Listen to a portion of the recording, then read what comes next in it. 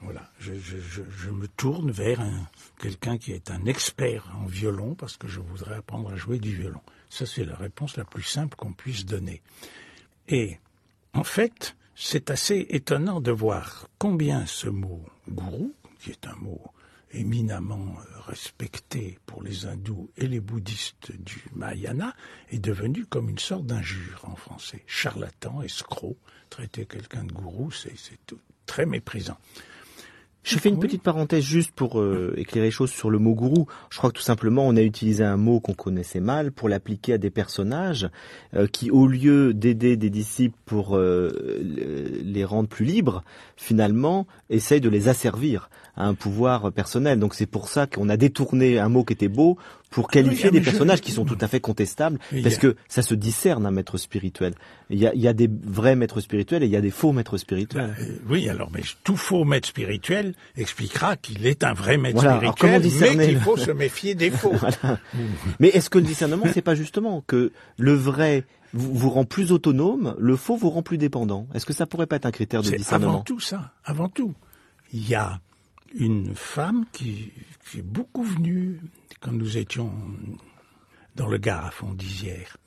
Et j'ai senti, je lui ai dit, vous devriez faire des retraites dans un monastère de cisterciennes dont je connaissais la maîtresse des novices, ou la prieure, une certaine sœur Marie Samuel, avec qui je suis toujours en relation. Je le sens, en fait. Ah bon? Aujourd'hui, elle est moniale cistercienne. Elle a fait ses vœux définitifs après avoir fait son... Bon.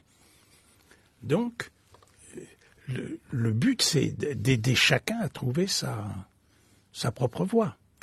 Alors, il y a plusieurs personnes qui se sont engagées auprès d'Arnaud Desjardins et qui, plein d'amour et de gratitude pour Arnaud Desjardins, suivent aujourd'hui une autre voie que j'ai pu les aider à découvrir. Et ça, c'est inspiré d'une parole d'un des grands swamis hindous du début du siècle, un Anglais, de ces rares Anglais qui ont pris un peu les hindous au sérieux, d'en faire des adorateurs d'un dieu à tête d'éléphant, et qui lui a dit, mais pour devenir votre disciple, il faut que je me convertisse à l'hindouisme.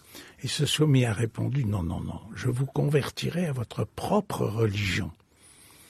Eh bien, on peut dire d'une manière plus précise, le rôle d'un maître spirituel, c'est de convertir chacun à sa vraie nature, à son vrai destin spirituel.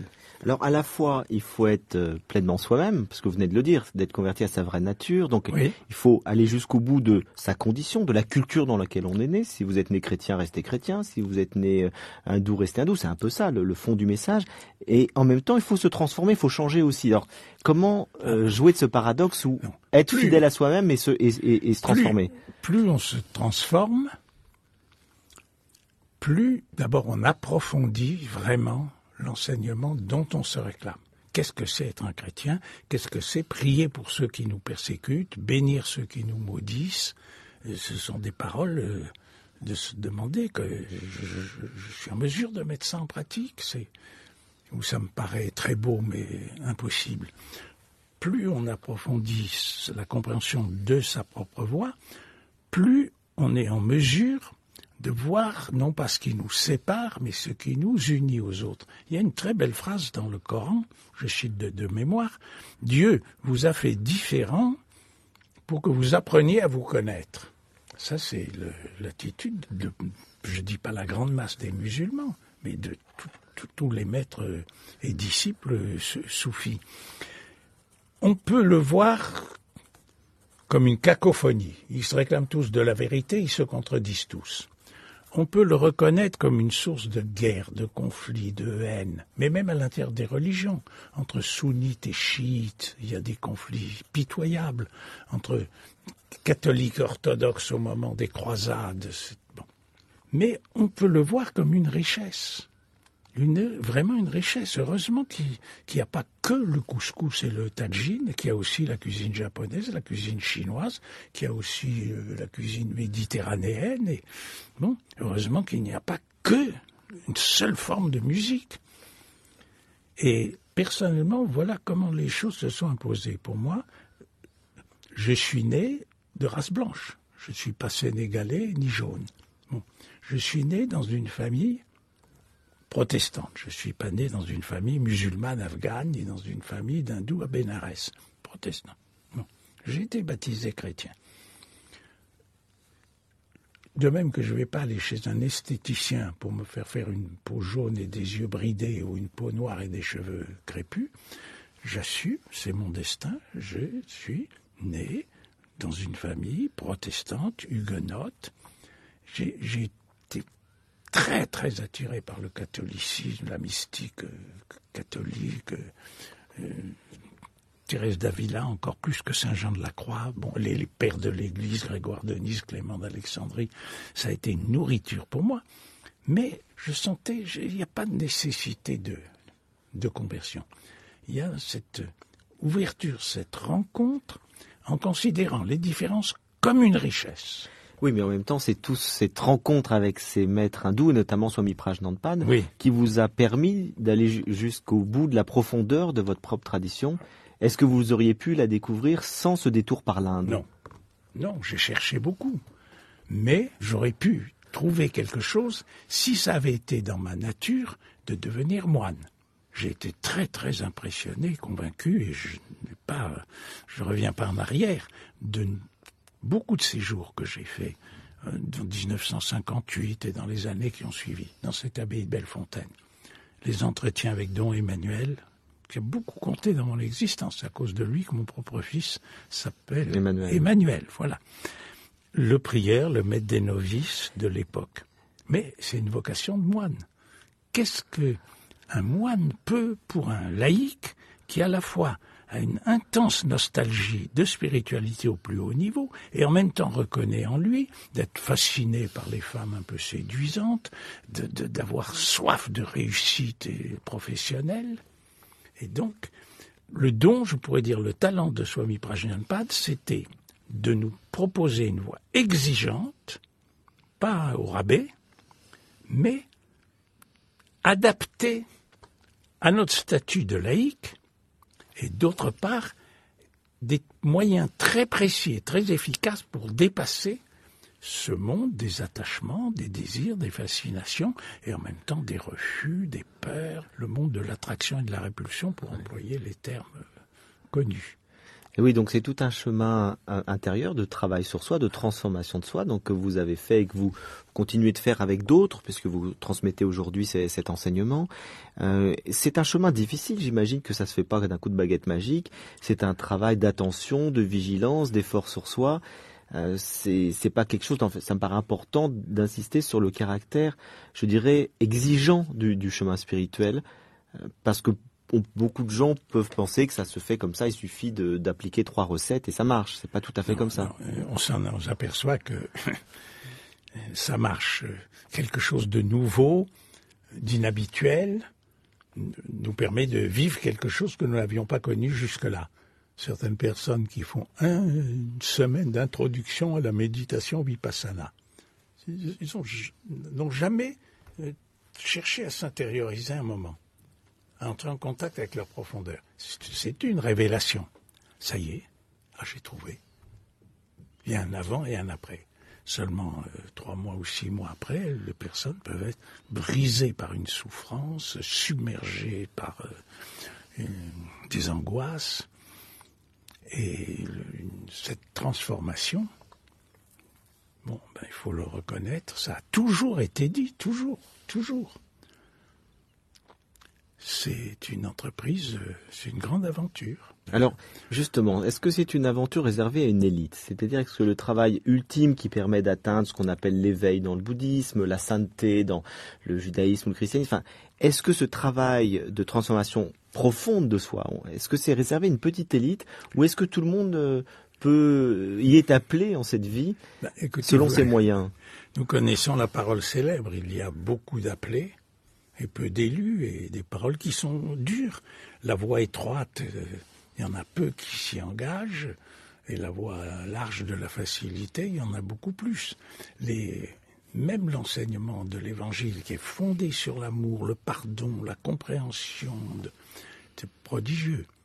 Reconnaît que C'est pas, il suffit pas de vouloir l'éveil pour être éveillé, de vouloir la sagesse. Il y a un prix à payer. Il y a un prix à payer. Bon, dans le christianisme, le procès de Jésus, la condamnation, le mépris, l'abandon de ceux qui l'entouraient, la crucifixion, c'est une immense image d'un prix à payer. Oui, c'est une mort à soi-même pour renaître, comme vous disiez. Voilà. Non, c'est pas bon marché. Mais alors, pour ceux qui n'ont pas fait ce choix de consacrer leur vie à la quête spirituelle, j'imagine qu'il est quand même possible de faire un travail important dans une vie laïque aujourd'hui. Comment ça peut se même, faire ? comme je le disais tout à l'heure, suivre un chemin très exigeant, où on se sent à part entière dans cette démarche,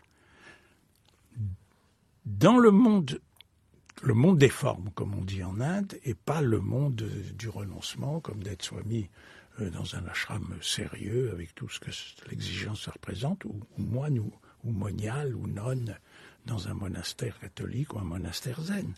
Mais il y a un prix très élevé à payer. Mais ça implique de faire certaines techniques, ou de prier, ou de méditer. C'est-à-dire, c'est un travail quotidien, c'est une exigence quotidienne. Peu à peu, ça devient plus que quotidien, peu à peu, de minute en minute. Veillez et priez sans cesse. C'est l'évangile. Qu'est-ce que j'oublie. Être en état de vigilance. Alors, comment faire pour que ce monde, si nous ne sommes pas moines zen ou moines trappistes, que ce monde, à la fois fascinant et horrifiant, au lieu de nous faire tout le temps oublier l'essentiel, tout le temps oublier Dieu, tout le temps oublier l'indestructible, nous fasse tout le temps souvenir. Et là, il y a une possibilité. Oh, que c'est beau! Et Dieu? Oh non! Et Dieu?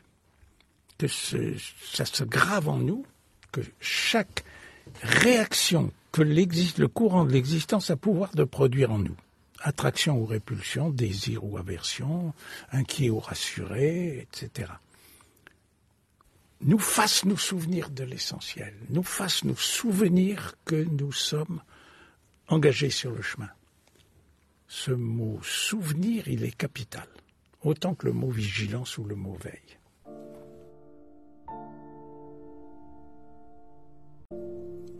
Vous êtes sur France Culture dans l'émission Les Racines du Ciel de Frédéric Lenoir en compagnie ce soir d'Arnaud Desjardins.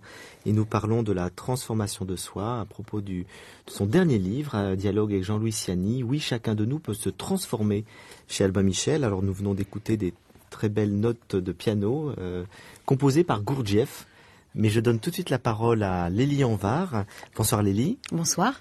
Pour nous lire un texte qui est en lien avec le sujet, mais de qui ? Alors, c'est un texte, je dirais pas que c'est un texte de Swami Prajnampad, c'est un texte, en fait, écrit par Srinivasan et qui rapporte, en fait, l'enseignement, qui raconte les entretiens qu'il a eus avec Prajnampad. Et d'ailleurs, il explique qu'au fond, Prajnampad n'a jamais vraiment pris la plume, théorisé, écrit des livres théoriques et qu'il préférait de loin l'enseignement oral, cette transmission de personne à personne, et que ce sont finalement les personnes de son entourage, ce qui semble être quand même très souvent le cas avec les sages et les maîtres spirituels. En tout cas, ce sont les gens de son entourage qui ont recueilli ces paroles, soit directement, soit évidemment quelques années plus tard. Et donc le texte que j'ai choisi, qui est extrait de ces entretiens que d'ailleurs Arnaud Desjardins présente, c'est aux éditions L'Originel, c'est un texte qui s'intitule « La spiritualité, c'est l'indépendance ». Et ça reprend un certain nombre de thèmes que vous avez abordés au début de cet entretien, à savoir qu'au fond, la quête spirituelle est une quête de liberté intérieure et que la vraie liberté intérieure est celle qui survient lorsque on a réussi à se libérer de toutes les chaînes émotionnelles qui nous retiennent, qui nous attachent, soit effectivement parce qu'on a désir de choses, soit parce qu'on a peur d'autre chose, soit parce qu'on veut rejeter ce que l'on croit être mauvais du destin et qu'on veut attirer à nous ce que nous croyons être bon. Et on va voir justement que vraiment c'est au cœur du sujet. Pour Prajnampad, la liberté est au cœur du travail spirituel.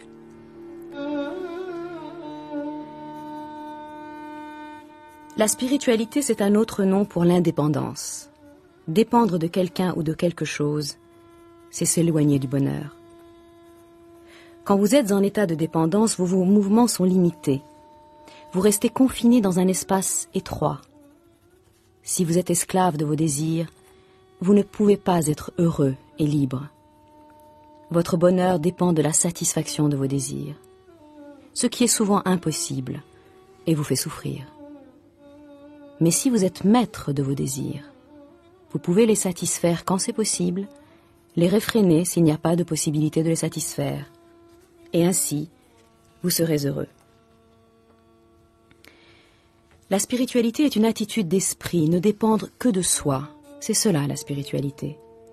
Essayez de voir et de sentir ce qui est, et non d'attendre que les choses soient comme vous aimeriez qu'elles soient.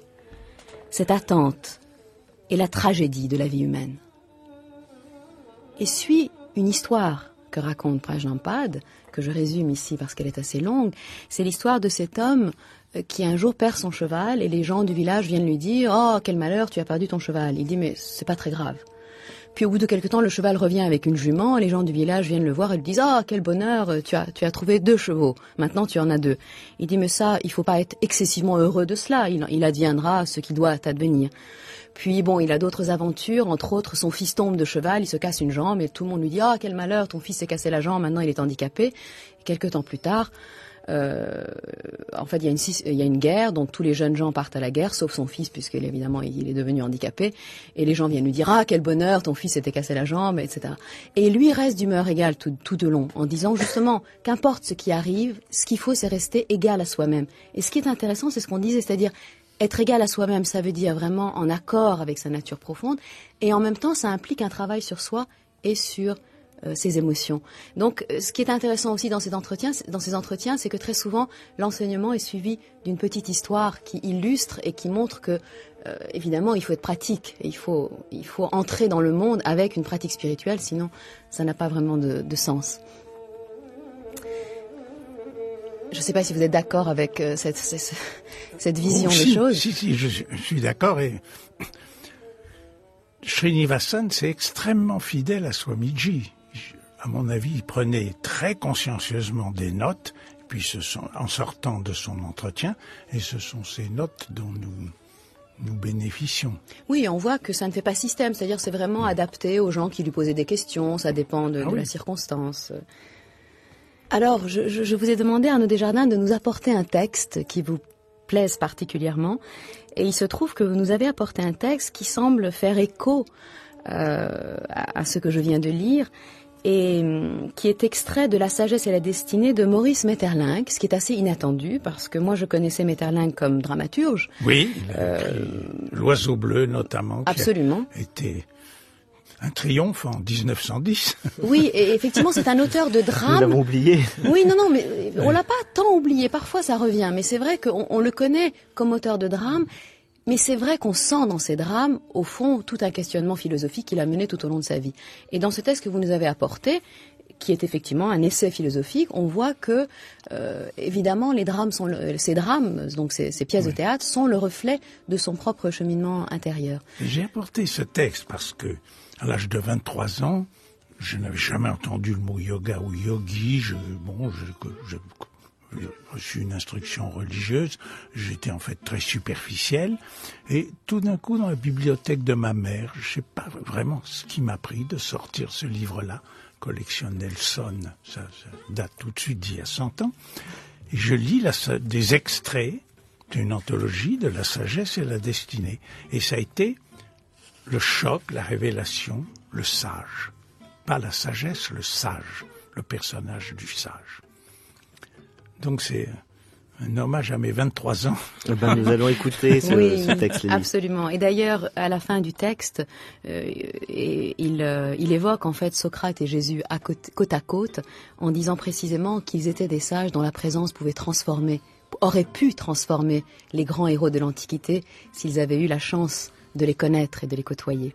Et ça revient effectivement, ça renvoie à ce que vous avez dit sur l'importance de la présence du sage dans la vie de chacun. À mesure que nous devenons sages, nous échappons à quelques-unes de nos destinées instinctives. Il y a dans tout être un certain désir de sagesse qui pourrait transformer en conscience la plupart des hasards de la vie. Et ce qui a été transformé en conscience n'appartient plus aux puissances ennemies. Une souffrance que votre âme a changée en douceur, en indulgence ou en sourire patient, est une souffrance qui ne reviendra plus sans ornement spirituel. Et une faute et un défaut que vous avez regardés face à face est une faute et un défaut qui ne peuvent plus vous nuire et qui ne peuvent plus nuire aux autres. Il existe des rapports incessants entre l'instinct et le destin. Ils se soutiennent l'un l'autre et ils rôdent la main dans la main autour de l'homme inattentif.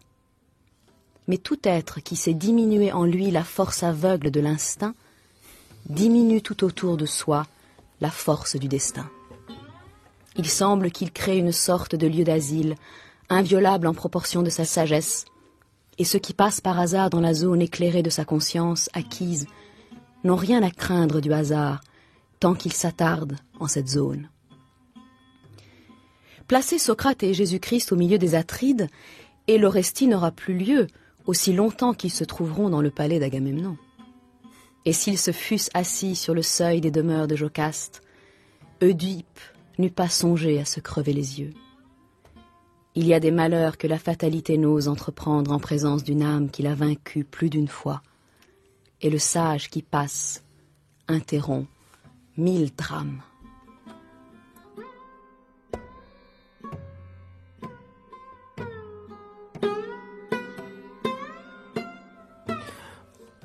On entend bien Arnaud Desjardins qu'à travers ses textes, notamment que le but ultime de toute recherche spirituelle, c'est une vraie liberté. Une liberté intime, en ce sens que, je ne sais plus quel sage dit, enfin l'origine de cette parole, le prisonnier est peut-être beaucoup plus libre que le geôlier.